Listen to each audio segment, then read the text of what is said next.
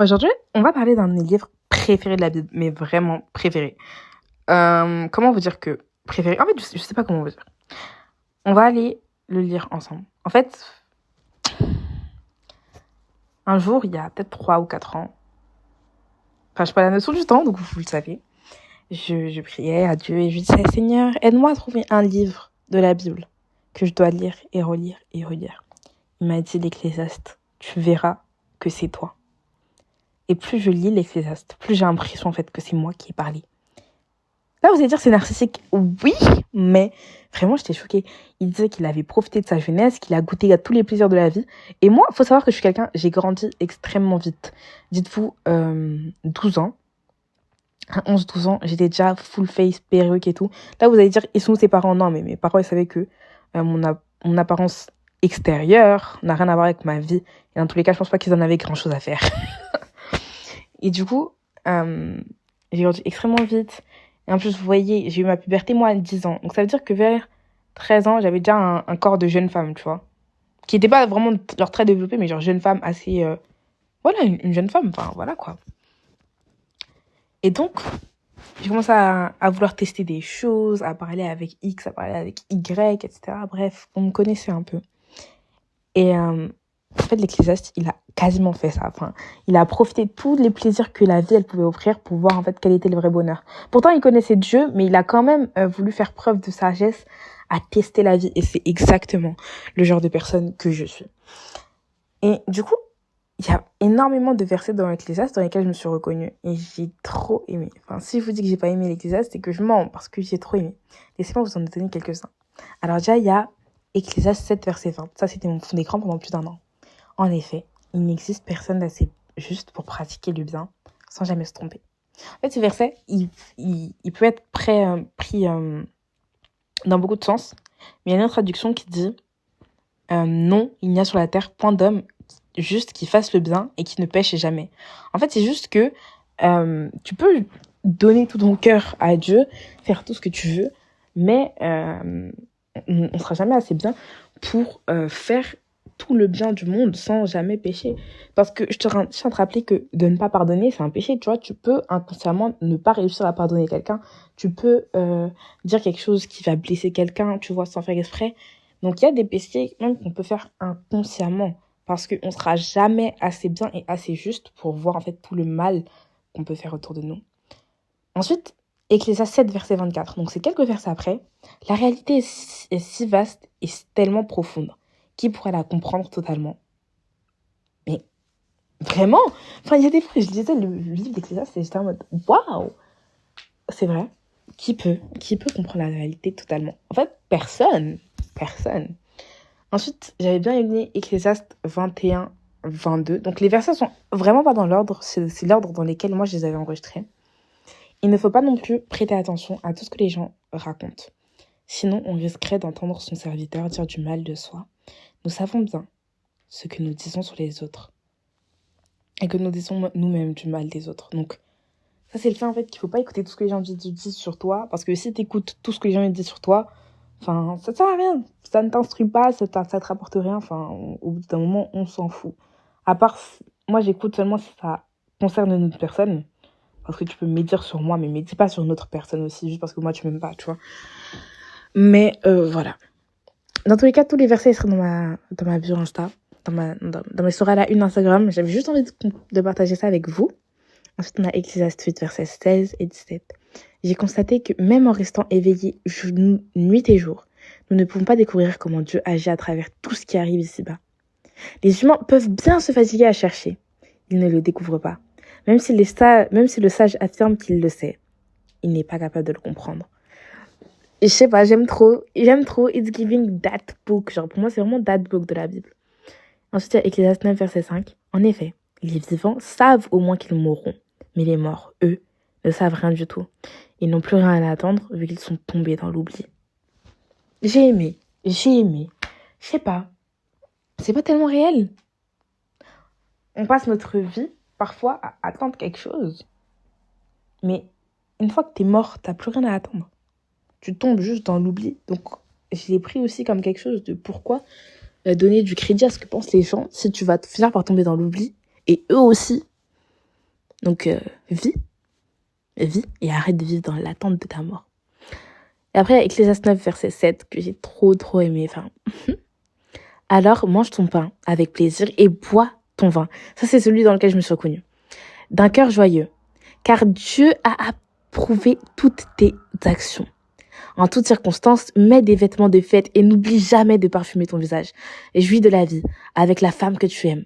Chaque jour de la fugitive existence que Dieu t'accorde ici. C'est là ce qui te revient dans la vie pour la peine que tu prends ici-bas. Utilise ta force à réaliser tout ce qui se présente à toi. En effet, on ne peut pas agir ni juger. Il n'y a savoir ni de sagesse. Là où sont les morts, tu iras rejoindre. Tu vois, ça veut dire qu'il faut profiter de la vie. Live the life. Live the life.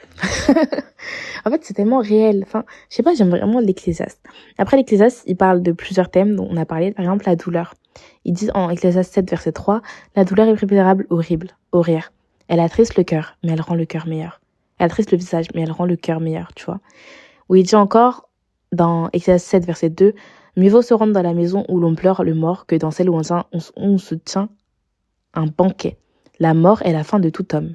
Il est bon que chacun s'en souvienne. » Après, il dit aussi dans Ecclésiaste verset 6, « Ce n'est pas la peine de vivre, ne serait-ce que 2 fois 1000 ans, si l'on ne connaît pas le bonheur, car toute vie aboutit à la mort. » En fait, ce que j'aime avec lui, c'est qu'il rappelle toujours qu'on va mourir. Très pessimiste, ok, peut-être, mais c'est réel. On va mourir, on va tous mourir. En fait, c'est ce qu'il dit. Pour moi, c'est comme ça que j'ai compris ce livre. On va tous mourir, on va tous crever, ok. Toute vie a une fin. Mais on doit en profiter de la vie. Il dit, bois ton vin, profite de ta femme.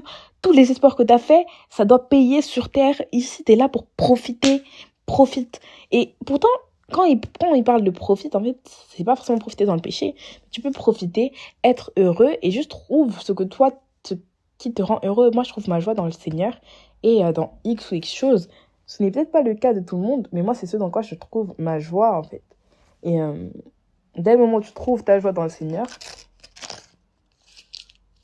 c'est bon, tout est gâté. Tu vois ce que je veux dire? Et on va encore se lire quelques versets d'Ecclésiaste parce que j'avais même pas vu que ça fait déjà 8 minutes que je suis en train juste de te lire des versets. Ensuite, Ecclésiaste 4, verset 4. J'ai découvert aussi que les humains peinent et s'appliquent dans leur travail, uniquement pour réussir mieux que leurs voisins. Cela encore, ce n'est que fumer. Course après le vent. Bien sûr, le sot qui se croise les bras se laisse mourir de faim. Mais il vaut mieux s'accorder un peu de repos que de s'orienter un travail qui est une course après les vents. En fait, ça fait réaliser que il y a des fois, on fait des choses tellement pour être meilleur que les autres, tu vois. Comme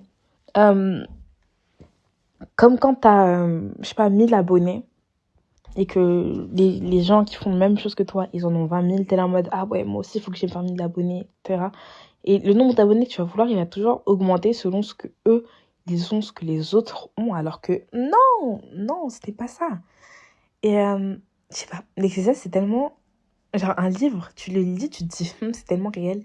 Et tous les jours, j'essaie de persévérer dans cette vision-là de l'Ecclésiaste. Parfois, j'essaie de lire d'autres livres de la Bible et Dieu il me dit, t'as pas fini avec l'Ecclésiaste. Continue. Moi, ça fait 3 ans que je suis dessus, ok? Ça fait 3 ans, 4 ans que je suis dessus. Mais c'est énorme, c'est vraiment waouh. Enfin, il fallait que je partage avec vous parce que vous savez que vous êtes mes copines. Et enfin, je sais pas comment vous expliquer. Ce livre, il est tellement waouh, il est abracadabrant. Je ne suis pas sûre de ce que veut dire cet adjectif. Mais il est juste waouh, il est trop cool. Et après, Ecclésiaste 1, verset 18, une grande expérience entraîne une grande tristesse. Augmenter sa connaissance, c'est augmenter sa souffrance. Mais ça veut pas tout dire. Enfin, je trouve que ça veut tout dire.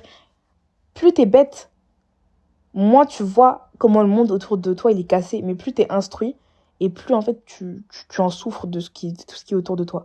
Moi, quand je vois les gens bêtes avoir des discussions bêtes, excuse-moi, c'est pas une information, c'est pas une insulte, hein.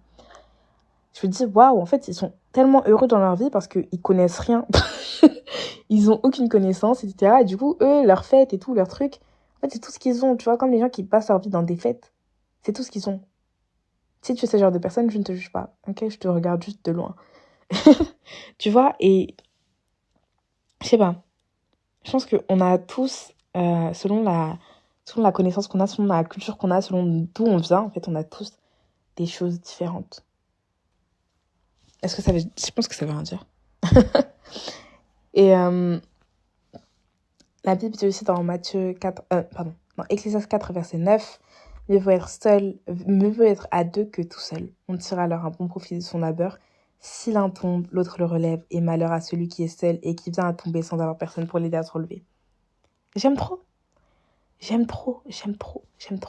Après, encore Ecclésiaste 7, verset 26, j'ai découvert ceci. Une femme qui fait tomber une femme qui fait tomber les hommes cause une souffrance plus amère que la mort. Son amour est un piège et ses bras sont comme des chaînes. Celui qui plaît à Dieu lui échappe, mais le pécheur se laisse prendre par elle. It's giving Mami Wata. Mais bref, je voulais vraiment parler de ce livre d'Ecclésiaste très rapidement. C'était pas vraiment un épisode très informatif, mais juste pour que tu vois quelques versets. Ils seront tous dans ma story Instagram. Soit ils se sont déjà, soit ils seront dans la journée. N'hésitez pas à m'envoyer un message en me disant « Girl, t'as mis où les versets pour que j'oublie pas de les poster. » En tout cas, voilà.